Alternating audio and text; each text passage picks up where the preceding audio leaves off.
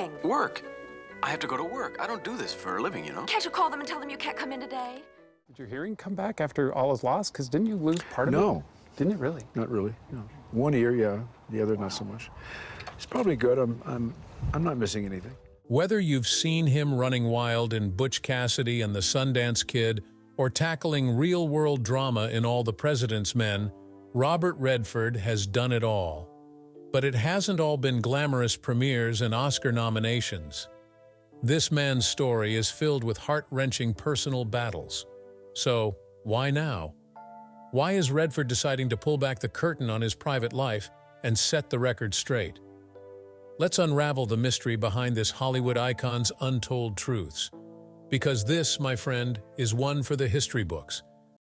I've spent most of my life just focused on the road ahead. I've not looking back.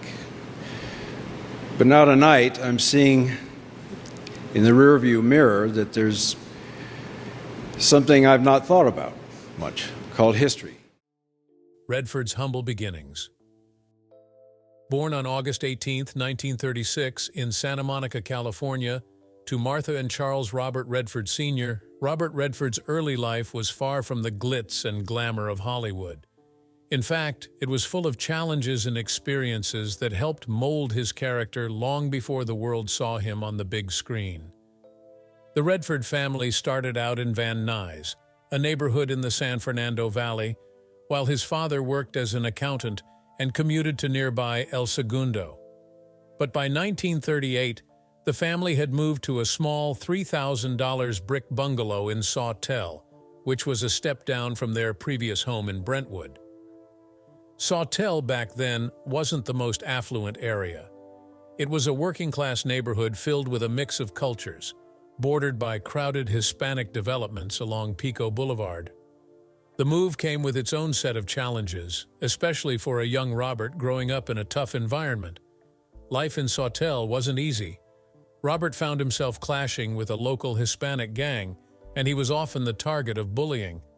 But instead of letting those experiences defeat him, they instilled in him a certain toughness, a determination to face his fears head-on, something that would serve him well throughout his life. Isn't it amazing how the struggles of childhood can shape who we become later? Robert Redford has kept this secret for decades, but at 87 he's finally come clean, and it's exactly what fans have been wondering about for years. Why did he choose to reveal it now? You'll want to watch until the very end to find out what this Hollywood icon has been hiding all along. When he was about 11 years old, Robert faced another challenge. He contracted a mild case of polio. Now, back in the 1940s, the fear of polio was very real, and though Robert's case wasn't severe enough to land him in an iron lung, it did keep him bedridden for 2 weeks. His mother, Martha, knew he needed something to lift his spirits, so she took him on a trip to Yosemite National Park during his recovery. Little did they know that trip would change the course of Robert's life. The visit to Yosemite sparked something in him, a deep love for nature. Imagine going from the hustle and bustle of Los Angeles to the breathtaking, untouched beauty of Yosemite. It left a lasting impression on Robert, and that passion for the outdoors would stay with him forever, influencing his life and later even his filmmaking. As he hit his teenage years, Robert began to rebel a bit. School wasn't exactly his strong suit. In fact, by his own admission, he was a bad student at Van Nuys High School. He wasn't interested in academics, but he did find joy in sports and art. His talent for baseball was undeniable, and he even played alongside future MLB pitching star Don Drysdale. Despite his academic struggles, he had this natural athletic ability that earned him a baseball scholarship to the University of Colorado. But Robert's rebellious side wasn't just about skipping homework. He also had a bit of a wild streak. He was known to party late into the night, and there was even a time when he was arrested for driving a car with stolen jewelry in the trunk, though the details of that incident remain murky. It was clear that he was searching for something, even if he didn't quite know what it was yet. Unfortunately, his partying habits caught up with him in college. Robert's heavy drinking led to the loss of his baseball scholarship and eventually his departure from the University of Colorado. At the time, it might have seemed like a major setback, but it was actually the beginning of a new chapter in his life, a chapter that would take him on a journey of self-discovery. After leaving college, Robert decided to explore Europe. He spent time in places like France and Italy, soaking in the art, culture, and history.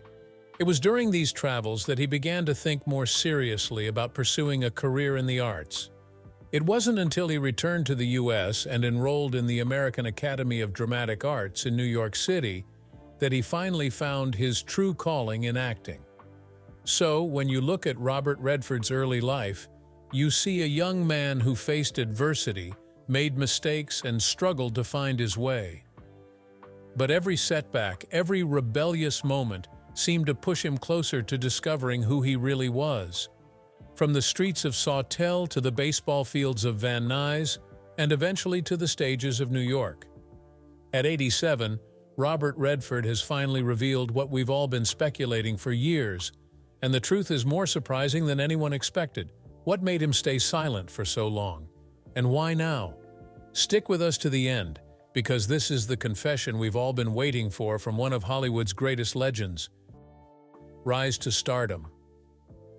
Robert Redford's rise to stardom is one of those stories that feels like it was meant to happen, but it didn't come without some key moments and smart choices along the way. It all started back on the Broadway stage, where Redford first caught the world's attention. In 1963, he landed a breakout role as Paul Bratter, an uptight newlywed navigating the chaotic and often hilarious world of married life, in Neil Simon's comedy Barefoot in the Park. Directed by Mike Nichols, this play was a huge hit, and Redford's performance didn't go unnoticed. Audiences loved his charm, and critics were equally impressed. It was a role that really showcased his comedic timing, and from there it became clear this guy was going places. But Broadway was just the beginning. Redford had bigger plans, and Hollywood was calling. When the opportunity came to reprise his role in the film adaptation of Barefoot in the Park in 1967, he jumped on it. Co-starring opposite Jane Fonda, the film allowed him to bring that same energy and likability to the big screen.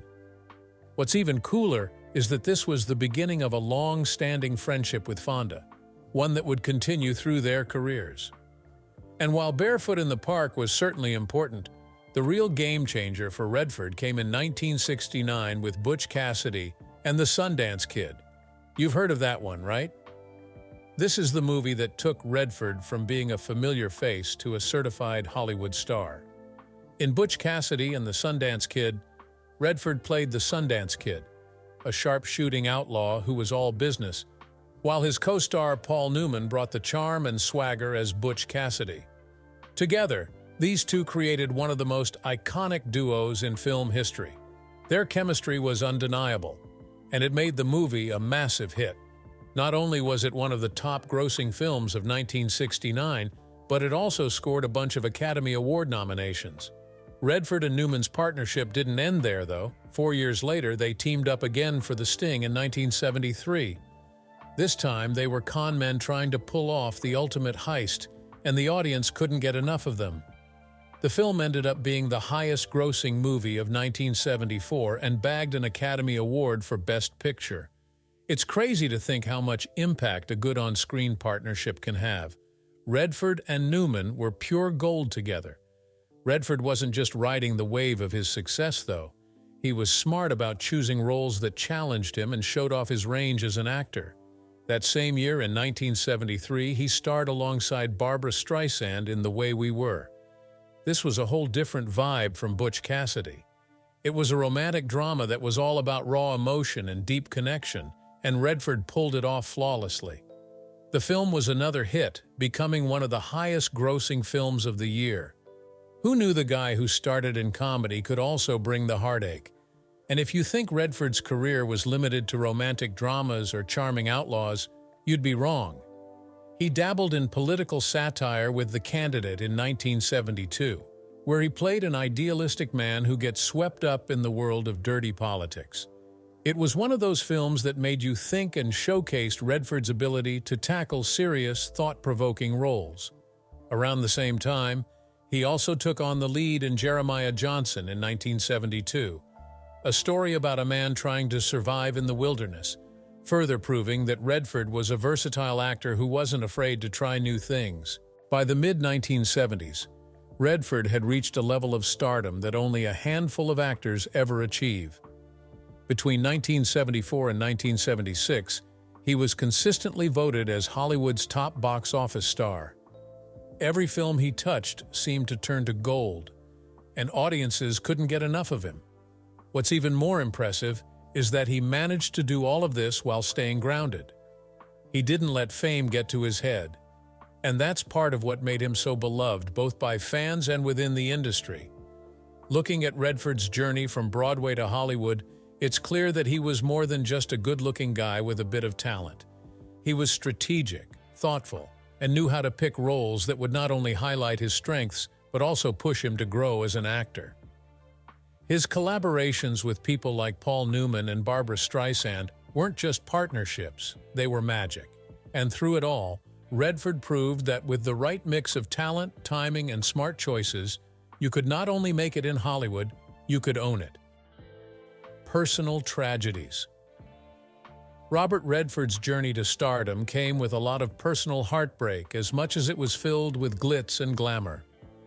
In 1959, while still trying to make a name for himself as an actor, he and his wife, Lola Van Wagenen, faced a tragedy that no parent should ever have to experience. Their firstborn son, Scott, passed away at just 10 weeks old due to sudden infant death syndrome, SIDS. Can you imagine the weight of that loss? Not only were they young and struggling financially, but they had to navigate the unimaginable grief of losing a child without understanding why it had happened. Redford, usually private about his personal life, did open up in a rare 2011 interview, admitting how deeply that loss scarred him. He said, "It was really hard. We were very young. I had my first theater job, which didn't pay much. We didn't know anything about sudden infant death syndrome, so as a parent, you blame yourself. It creates a scar that never completely heals. That kind of pain stays with you."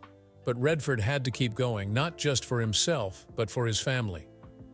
3 years after Scott's death, the couple welcomed another son, James. But James's arrival wasn't without its complications either. He was born 7 weeks premature and diagnosed with hyaline membrane disease, the same condition that had claimed John F. Kennedy's son, Patrick.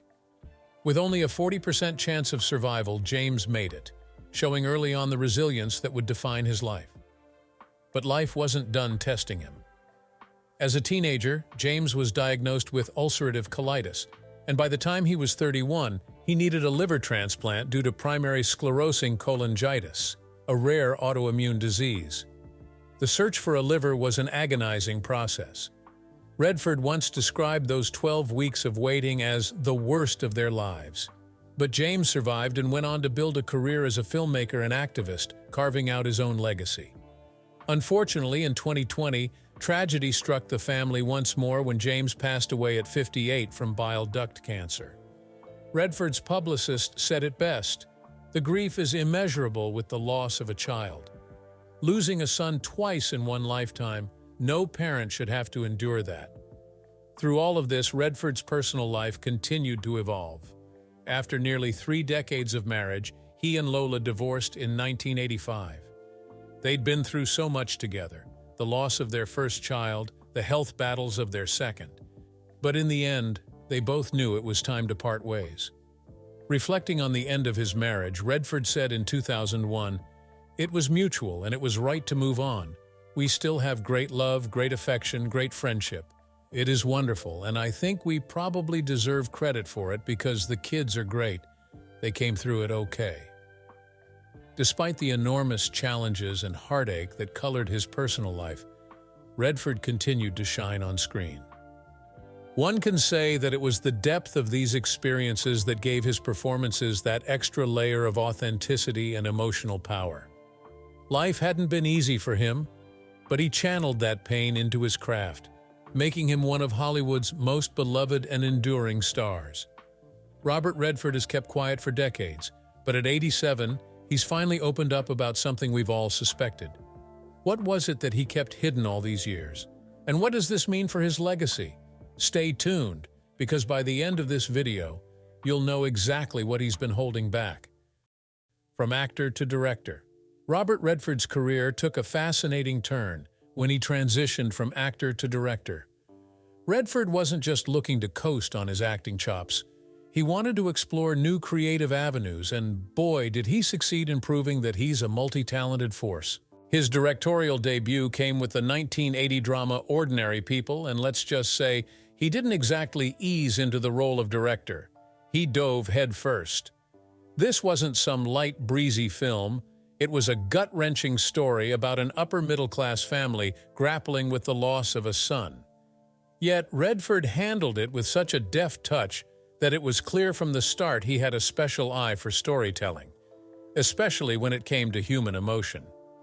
Who knew he had that kind of emotional depth in him as a filmmaker? The film was an absolute success, both critically and commercially. The movie, made on a modest budget of $6.2 million, ended up grossing $90 million. That's no small feat. And if that wasn't impressive enough, it cleaned up at the Oscars, earning 6 nominations and winning 4. Redford even took home the coveted Best Director award, which is just wild considering it was his first time in the director's chair. How often do you see a rookie director walk away with an Oscar? Not very often. The performances in Ordinary People were nothing short of powerful, and Redford's direction played a massive role in that. He pulled out deeply emotional performances from Mary Tyler Moore, Donald Sutherland, and Timothy Hutton that left audiences reeling. It's the kind of movie that sticks with you long after the credits roll. It's not just about the story he was telling, but how he was telling it, making us feel every bit of the pain and struggle those characters were going through. Fast forward to 1994, and Redford was back in the director's chair for Quiz Show, a film that tackled the quiz show scandals of the 1950s. This was a totally different kind of movie compared to Ordinary People. But that's what makes Redford's journey as a director so interesting. He wasn't afraid to take on diverse and complex subjects. What better way to show his growth as a filmmaker than by diving into morally gray areas like corruption and deceit? He wasn't just directing safe, feel-good movies. He was making films that made you think and question the world around you. Quiz Show earned him a lot of praise too, particularly for his ability to craft a narrative that was both compelling and thought-provoking. Critics were all over it, with Newsweek's David Anson even commenting on how Redford, despite becoming a bit complacent as an actor in that period, had blossomed into a daring and accomplished filmmaker. It's interesting, isn't it? Even when Redford's acting career seemed to cool off a little, his passion for directing seemed to be hitting its peak. Quiz Show was a hit with critics, and it showcased how versatile Redford had become behind the camera. Of course, Redford didn't just leave his acting career behind. He's always been the kind of guy who likes to balance things, and his career was no exception. During the 1980s and 1990s, he focused heavily on building the Sundance Institute and the Sundance Film Festival, which, as you can imagine, took up a lot of his time. At certain points, it even affected his ability to juggle both acting and directing. But can you blame him? He was nurturing a platform that would eventually become one of the most important institutions for independent filmmakers. That's not exactly something you can do on the side. Looking back, even Redford admitted that there were moments when he lost sight of his own creative work. He reflected on it by saying, "Yeah, I got off my stride a bit with my own work. I kind of woke up and said, wait a second, I need to go back to what it is that I do." That's such an honest realization, right? It's easy to get caught up in other projects, especially something as monumental as Sundance. But at the end of the day, Redford knew his passion for filmmaking couldn't be ignored. It's like he had this moment where he just snapped back and thought, time to refocus on what I love. And so he did. In more recent years, he's managed to strike that balance again. He directed and starred in The Company You Keep, a political thriller that reminded everyone just how sharp he still is in both acting and directing. He also started working on a project to direct and star in A Walk in the Woods, an adaptation of Bill Bryson's popular book. On top of that, Redford hasn't slowed down with his acting gigs either. Remember him in Captain America, the Winter Soldier?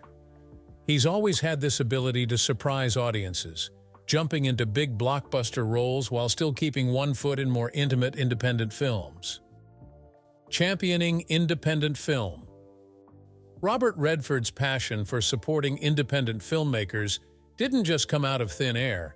It was something he'd been nurturing for years. Where did all that zeal come from? He was thinking about how so many voices in the film industry were getting drowned out by the demands of big studios and commercial blockbusters. So in 1981, he took matters into his own hands and founded the Sundance Institute. It was something different, something special. Redford wanted to create a space where artists could breathe, where they could experiment without the pressure of having to create the next big hit. He saw the importance of storytelling in its purest form, the kind that digs deep into the human experience. Hollywood, with all its glitz and focus on box office numbers, had become more about the money than the art, and Redford knew there needed to be a counterbalance. So, Sundance was born as a haven for those who dared to tell stories that mattered. But here's where things really started to take off. In 1985, the Sundance Institute took control of the U.S. Film Festival. Now, this festival wasn't yet the massive cultural phenomenon we know it as today. Back then, it was just a smaller event, but Redford and the Sundance team had a vision. And that vision transformed the festival into what we now know as the Sundance Film Festival, a 10-day extravaganza celebrating the best of independent narrative and documentary films from the U.S. and beyond. Can you imagine the energy that must have been in the air during those early years? Independent filmmakers, many of whom had struggled to get noticed, suddenly had this stage to share their work, and not just with audiences, but with industry professionals who could help turn dreams into reality. And then came 1989. Oh, what a year for Sundance. That's when Steven Soderbergh's Sex, Lies, and Videotape burst onto the scene and totally changed the game. Winning the Dramatic Audience Award was just the beginning. This film went from being an indie darling to one of the most successful independent films of its time. But Sundance didn't stop there. The festival continued to grow in influence, and soon enough, it became the go-to place to discover fresh, boundary-pushing talent. Think about it. Films like Napoleon Dynamite, The Usual Suspects, Memento, Reservoir Dogs, American Psycho, and Whiplash all got their start at Sundance. What do all these movies have in common? They took risks. They told stories in ways we hadn't seen before, and they all went on to leave their mark on the industry. Could these films have found success without Sundance? Maybe. But Sundance gave them the boost they needed when they were still just a bold idea in the minds of their creators. It's like Sundance became this launch pad for innovation, a place where careers could go from 0 to 60 almost overnight. And yet, the festival is only part of the story. What a lot of people don't realize is just how deep Sundance's influence runs. It's not just about the films we see at the festival each year. Behind the scenes, Sundance has been doing the work to support filmmakers long before their films even hit the screen. Through its labs, grants, and mentorship programs, the Institute has been there every step of the way, helping filmmakers develop their skills, hone their craft, and more importantly, keep their unique voices intact. How many artists would have given up without this kind of support? We'll never know, but we do know that Sundance has been a lifeline for countless creatives who might otherwise have been lost in the shuffle. Now, as Robert Redford gets closer to turning 87, it's impossible not to think about the incredible legacy he's built. Sundance isn't just a film festival or an institute. It's a movement, a celebration of the independent spirit in cinema. Redford's vision has created this platform where emerging filmmakers can not only showcase their work but also truly flourish. And this legacy isn't confined to the U.S. alone. Sundance's influence reaches globally, pushing the boundaries of storytelling and film industries all over the world. After years of keeping quiet, Robert Redford has finally admitted what we've all been wondering. And at 87, his confession is shaking Hollywood. Why did he wait so long to tell the truth? What's the real story? Stay with us until the end, because this revelation changes everything we thought we knew about the star. Reflections on a legendary career. At 87, Robert Redford has had plenty of time to look back on his long and impactful career, as well as the unpredictable nature of fame. Robert Redford can never be forgotten for his iconic roles in films like Butch Cassidy and the Sundance Kid and All the President's Men, yet he was never one to get swept up in the glamour of being a celebrity. In fact, he's always kept a healthy distance from it, using his success as a platform for causes he's deeply passionate about, like protecting the environment and championing independent filmmakers. Redford's view on fame has always been refreshingly realistic, even when he was at the peak of his career. He once offered a bit of wisdom with a metaphor that perfectly sums up his philosophy. Beware of winning. You could be a wealthy single man, rich enough, free enough to take your sailboat on a solo cruise around the world. Life could not get better, until you woke up one morning in the Indian Ocean to find a hole in the hull and water rushing in. In just a few words, Redford reveals that success, as thrilling as it may be, comes with its own set of complications. You could be at the top of the world one moment, and then suddenly, everything could go awry. His grounded perspective has always guided him, especially when it comes to causes close to his heart, environmentalism being at the top of that list. Long before going green became trendy, Redford was out there using his voice to push for environmental protections. He wasn't just casually mentioning it in interviews either. No, Redford was heavily involved, working to stop power plants from setting up shop in southeastern Utah and advocating for clean energy solutions to tackle carbon pollution. Also, let's note that his commitment to environmental activism goes beyond talking points or endorsements. Redford has walked the walk. Been a trustee for the Natural Resources Defense Council for decades, a testament to how serious he is about this mission. But one of his standout moments came in 2013 when he loudly opposed the Keystone Pipeline, a project that would have significant environmental implications. His involvement in the fight was so influential that even TransCanada Corporation's CEO took notice. And let's not forget, Redford hasn't shied away from political activism either. He's been very clear about his stances over the years, whether he's talking about the environment, Native American rights, LGBTQ+ rights, or the arts. While he's shown support for politicians on both sides of the aisle at different times, he's never hesitated to call out those he believes are on the wrong path. Despite his age, Redford seems to have no plans to sit quietly on the sidelines anytime soon. Sure, he announced his retirement from acting in 2018 when he turned 81, but guess what? He later admitted that he might have jumped the gun on that one. He called the announcement a mistake, which leaves a little wiggle room, don't you think? Could he still surprise us with a comeback role? Who knows? He's always been full of surprises. But acting might not be where his heart lies these days. Redford has hinted that he's leaning more toward other creative outlets, ones that offer him a bit more freedom. He's talked about his desire to return to painting, something he feels offers him more control and creative satisfaction. In a candid interview with his grandson, Redford opened up about this shift, admitting, "I'm getting tired of acting." For someone who spent decades in front of the camera, it makes sense that he'd want a little more autonomy, doesn't it?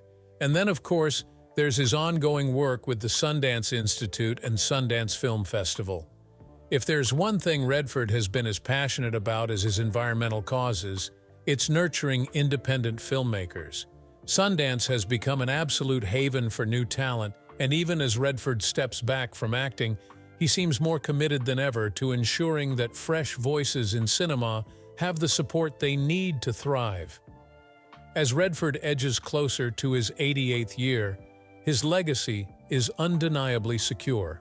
His career spans acting, directing, and activism, and his influence on so many important issues will be felt long after he's left the stage. What's most admirable about him, though, is his unflinching honesty about fame, about success, and about the responsibility that comes with having a platform. Even as he steps out of the limelight, Robert Redford remains a force to be reckoned with. After all, how many stars can say they've left an imprint not just on Hollywood, but on the world itself? With this, we have come to the end of this video.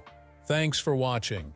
If you enjoyed this video, do well to like, comment, and subscribe for more content. To enjoy more thrilling stories, click now on the following video that pops up on your screen.